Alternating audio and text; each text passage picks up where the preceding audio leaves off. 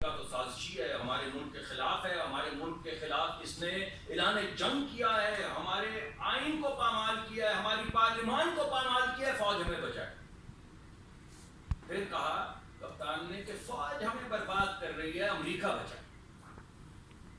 تو لوگوں نے کہا ہاں آپ نے دیکھا انہوں نے ریزولوشن پاس کی امریکہ نے، اور ہر جگہ ڈنکا بجایا گیا اس کا کہ فوج ہمیں برباد کر رہی، کون بچائے؟ امریکہ بچائے۔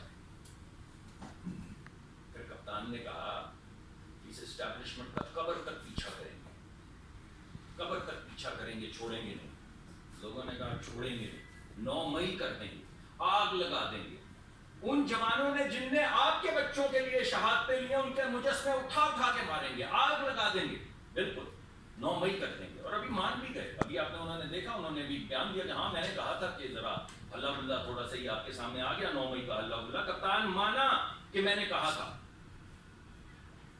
تو کپتان نے کہا کہ قبر تک پیچھا کریں، پھر قبریں کھودنی شروع کر دی، اور لوگوں نے کہا کھودو قبریں۔ اب کپتان کہہ رہا ہے کہ اسٹیبلشمنٹ سے بات کریں گے، یہ ہماری لڑائی کروا رہی ہے۔ بھائی یہ دیوانے ہیں، یہ پاگل ہیں یا بہروپی ہیں؟ آپ مجھے بتائیے، یہ جتنی باتیں میں نے آپ کو بتائی اور اس میں بے شمار ہیں، یو ٹرن لینے والا لیڈر ہوتا ہے، یو ٹرن لینے والا جو ہے وہ پتہ نہیں کیا ہوتا ہے، وہ تمام گفتگو آپ کے سامنے۔ امریکہ کھڑے رہتے ہیں، جی سی سی کے ممالک، ان کے متعلق میں آپ کو کیا کیا بتاؤں؟ سوال میں آپ سے یہ پوچھتا ہوں کہ یہ بہروپیے ہیں یا پاگل ہیں؟ اور اگر بہروپیے ہیں تو ہم کیا کریں، اور اگر پاگل ہیں تو ہم کیا کریں؟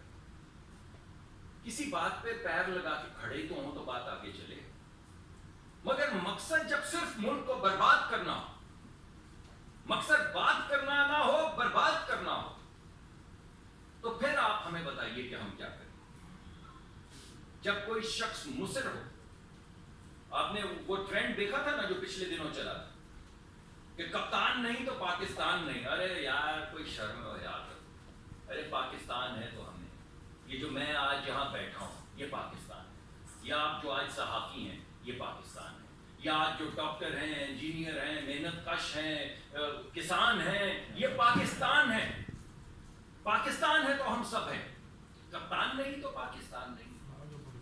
تو یہ انہوں نے ایک واضح سٹیٹمنٹ دے دی کہ ہم ملک تباہ کر دیں گے، ملک تباہ کر دیں گے، اور کر رہے ہیں آپ کے سامنے۔ ہم نے کیا کیا؟ پچھلے سال کھانے پینے کی اشیاء کی جو مہنگائی کی شرح تھی 48%، 48%۔ کھانے پینے کی اشیاء میں مہنگائی کی شرح پچھلے سال 48% تھی، اس مہینے 2% ہے۔ یہ ہم نے کیا۔ ان نے کیا کیا؟ دھرنا کیا۔ ہم مہنگائی کی شرح کو 48 سے 2 پہ لائے، ان نے دھرنا۔ اوور آل جو مہنگائی کی شرح ہے، جو اوور آل جس کو آپ انڈیکس کہتے ہیں سی پی آئی کی، وہ 38% تھی پچھلے سال، 38%، ابھی 12% ہے۔ ہم نے تو یہ کیا۔ آپ نے کیا کیا؟ پارلیمان پہ حملہ کیا، کرین لگا کے دیوار توڑی، پارلیمان پہ حملہ کیا۔ ہم نے کیا؟ ہم نے تو اس بجٹ میں بسپ کے لیے غریب لوگوں کے لیے 600 ارب روپے مختص کیے، 600 ارب روپے۔ اس بے حالی میں بھی، اس تنگی میں بھی غریب لوگوں کے لیے 600 ارب روپے مختص کیے۔ آپ نے کیا کیا؟ 4000 million dollar, 4 billion dollar, 4000 million dollar آپ نے صرف 100 سرمایہ داروں کو اور سیٹھوں کو دے دیے۔ آپ کو یاد ہے نا وہ کیا تھا پروگرام بھلا سا اسٹیٹ بینک کا؟